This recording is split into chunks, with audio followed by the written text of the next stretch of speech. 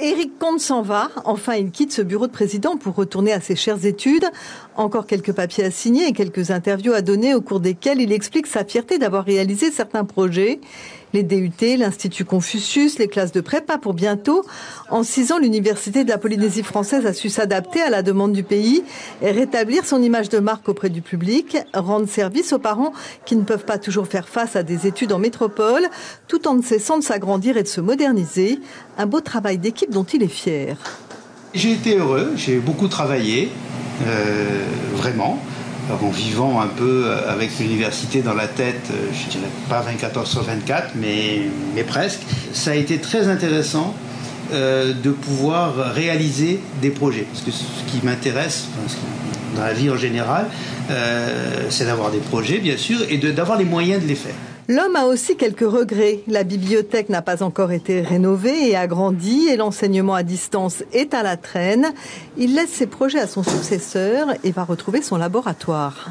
Quand j'avais 12 ans, j'ai commencé à faire de l'archéologie. Je ne me suis pas dit je vais devenir président de l'université. Par contre, je me vis toujours comme archéologue, donc je vais continuer à faire ce que j'aime et ce que j'ai toujours aimé. Donc pour moi, il n'y a vraiment aucun problème. Et son laboratoire, le voici. Une de ses étudiantes se passionne pour des arêtes et des os de poissons qui lui racontent l'histoire de ses ancêtres de l'ère pré-européenne, vestiges collectés par Éric Comte sur des sites de fouilles. Il est ravi de retourner à l'essentiel.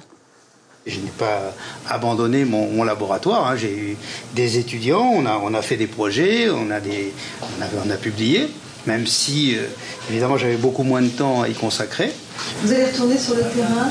Oui, alors, pas tout seul, parce qu'on ne travaille pas vraiment tout seul, mais effectivement, on a un projet avec un de mes anciens étudiants qui maintenant est prof en Australie, une autre de mes étudiantes qui maintenant est prof à la Sorbonne. Nous avons un projet sur les Tuamotu que nous souhaitons faire, effectivement, parce que c'est un des archipels les moins connus archéologiquement. Les publications du chercheur vont maintenant pouvoir se faire à un rythme plus soutenu. Après avoir géré 300 enseignants, plus d'une centaine de personnels administratifs et 3500 étudiants, Éric Comte se replonge à fond dans le passé pour mieux nous expliquer la Polynésie contemporaine.